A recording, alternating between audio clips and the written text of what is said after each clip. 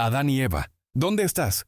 Después de desobedecer, Adán y Eva oyen el sonido de Dios paseando por el jardín al fresco del día y se esconden entre los árboles. Entonces Dios llama. ¿Dónde estás? No es una pregunta para obtener coordenadas, sino una invitación a salir del escondite y mirar de frente la verdad. El pecado ha instalado miedo y vergüenza. Por eso se cubren con hojas de higuera y se apartan de aquel con quien antes caminaban sin temor. Dios da un paso más y pregunta, ¿quién te dijo que estabas desnudo? ¿Has comido del árbol? La luz entra y, en lugar de confesión limpia, aparece la evasión. La mujer que me diste, dice Adán. La serpiente me engañó, responde Eva. La escena revela lo que el pecado hace en el corazón. Rompe la confianza, distorsiona la identidad, convierte al otro en excusa y a Dios en sospechoso. Pero también revela cómo es Dios cuando nos busca. No irrumpe con gritos, llama por el nombre. No pregunta para informarse, pregunta para sanar. Antes del exilio, él mismo viste su vergüenza con túnicas de pieles y pronuncia una promesa contra la serpiente. Habrá una descendencia que quebrará su poder. ¿Dónde estás? Sigue siendo hoy una pregunta que desarma la huida. ¿Dónde te escondes? ¿Detrás de qué hojas? ¿De qué pretexto? La salida no es perfeccionarnos a escondidas, sino responder a la voz que nos busca, reconocer sin atajos lo que hicimos y recibir la cobertura que solo Dios puede dar. Allí comienza de nuevo el camino. No como quienes huyen, sino como quienes vuelven. Caín, ¿dónde está Abel tu hermano? Caín y Abel se acercan a Dios con ofrendas. Abel entrega lo mejor de su rebaño. Caín, frutos de la tierra sin el corazón rendido. Dios mira con agrado a Abel y a su ofrenda, pero no a Caín, y el rostro de Caín se oscurece de envidia. Entonces Dios le habla antes de la tragedia. ¿Por qué te has ensañado? Si haces lo bueno, serás aceptado. Pero si no, el pecado está a la puerta, te desea, pero tú debes dominarlo. Es una advertencia llena de misericordia, una salida antes del abismo. Caín la ignora. Invita a su hermano al campo y allí lo ataca hasta matarlo. El primer asesinato irrumpe en la historia, no por accidente, sino por odio incubado. Dios vuelve a preguntar, no porque no sepa, sino para confrontar y rescatar. ¿Dónde está Abel, tu hermano? Caín responde con frialdad. ¿Acaso soy yo el guardián de mi hermano? La pregunta de Dios se vuelve entonces juicio. ¿Qué has hecho?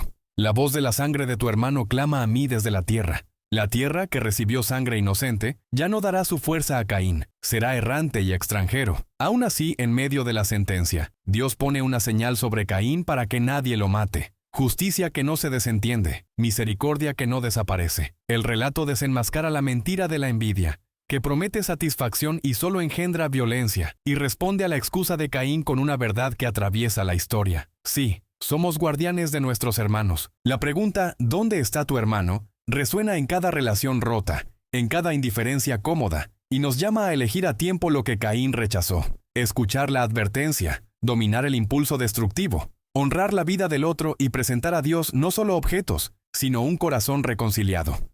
Agar, ¿de dónde vienes y a dónde vas?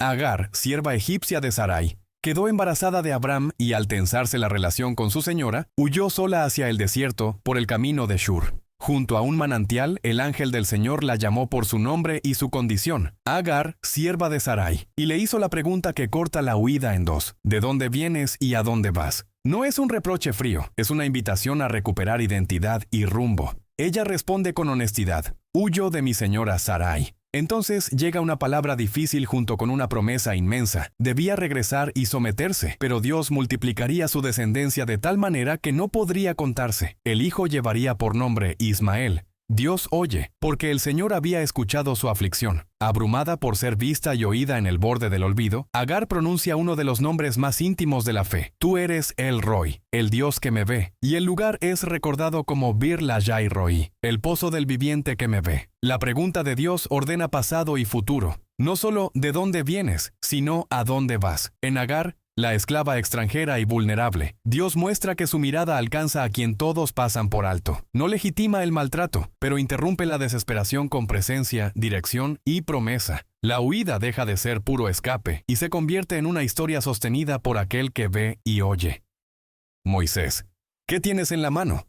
Moisés huye de Egipto y pastorea ovejas en el desierto cuando, ante la zarza que arde sin consumirse, recibe el llamado, volver a enfrentar a Faraón y liberar a Israel. Asustado, llena el aire de objeciones. ¿Quién soy yo? Y si no me creen, no sé hablar. Entonces Dios aterriza la fe en lo concreto y le pregunta, ¿qué tienes en la mano? Una vara, responde. Arrójala al suelo. La vara se vuelve serpiente. Moisés huye, pero Dios le ordena tomarla por la cola, y al hacerlo vuelve a ser vara. Luego le manda meter la mano en el pecho. Sale leprosa, la vuelve a introducir y queda sana. Y como tercera señal, anuncia que el agua del Nilo derramada sobre la tierra se convertirá en sangre. Tras los signos, Moisés aún se siente torpe de lengua. Dios replica con otra pregunta que desarma su inseguridad. ¿Quién dio la boca al hombre? ¿No soy yo el Señor? Le promete estar con su boca y añade a Aarón como compañero. La escena revela cómo Dios transforma lo ordinario en instrumento de su poder. La vara del pastor, símbolo de rutina y fragilidad, se convierte en la vara de Dios para señalar plagas, abrir mares y sostener batallas. No se trata de la elocuencia de Moisés, sino de la obediencia a la voz que envía. No de recursos extraordinarios, sino de una mano disponible. ¿Qué tienes en la mano? Sigue siendo hoy la pregunta que convierte lo común en llamado. Ofrece lo que tienes, y en las manos de Dios bastará. Elías. ¿Qué haces aquí, Elías?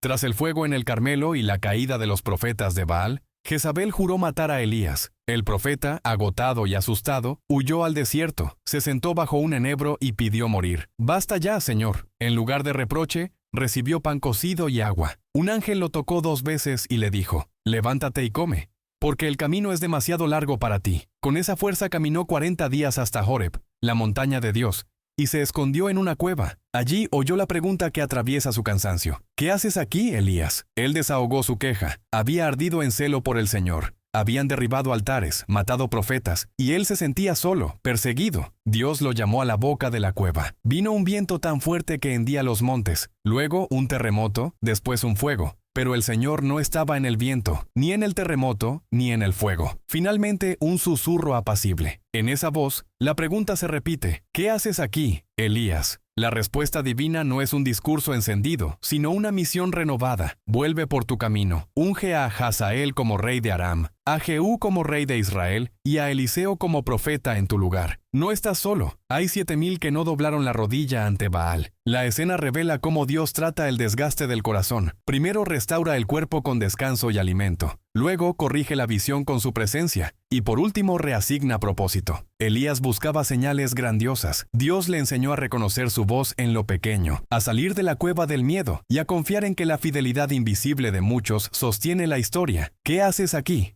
Hoy nos saca de escondites de agotamiento y cinismo para volver al camino con una tarea concreta y la certeza de que no caminamos solos. Job, ¿dónde estabas tú cuando...? Dios rompe el silencio desde un torbellino y no ofrece un tratado, sino una catarata de preguntas que descosen la pretensión humana de juzgarlo. ¿Dónde estabas tú cuando yo fundaba la tierra? Dímelo, si sabes tanto. ¿Quién puso límites al mar? ¿Puedes ordenar la aurora, contar los relámpagos, atar las Pléyades, soltar a Orión? ¿Conoces el parto de las cabras monteses? ¿Das de comer al cuervo? ¿Enseñaste a volar al halcón? Cada pregunta no humilla por deporte, reubica a Job en la verdadera escala de las cosas. Su dolor es real, pero su perspectiva es limitada. El mundo vasto y sostenido por una sabiduría que excede cualquier tribunal humano. Cuando Job pone la mano sobre su boca, Dios profundiza. Yo te preguntaré y tú me responderás. Lo conduce a contemplar a Behemoth y Leviatán, poderes que ningún hombre doma, para mostrar que incluso lo indomable está bajo su gobierno. No explica el porqué de cada sufrimiento. Revela el quién detrás del cosmos. Un creador justo, libre y cercano que gobierna con una sabiduría que no cabe en nuestras categorías. Al final, Job deja de litigar y adora. Lo que antes conocía de oídas, ahora lo reconoce con los ojos del asombro. Las preguntas de Dios no niegan el dolor, desinstalan el orgullo, ensanchan el corazón y convierten la queja en confianza. Ezequiel, vivirán estos huesos.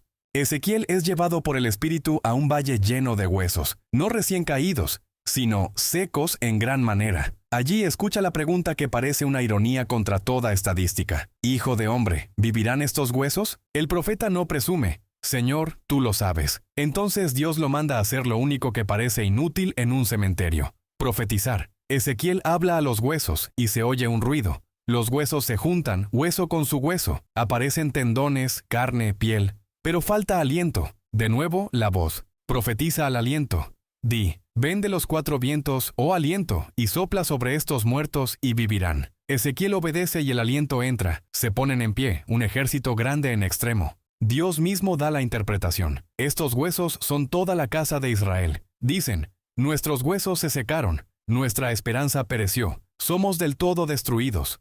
A ese diagnóstico, el Señor responde con promesas en futuro perfecto. Yo abro vuestros sepulcros, os saco de ellos y os traigo a la tierra. Pondré mi espíritu en vosotros y viviréis. Sabréis que yo, el Señor, lo he dicho y lo haré. El valle no era sobre técnicas de resurrección, sino sobre la palabra y el espíritu que rehacen a un pueblo cuando ya no queda pulso ni proyecto. La pregunta, ¿vivirán estos huesos?, nos desarma porque no se contesta con optimismo humano, sino con obediencia.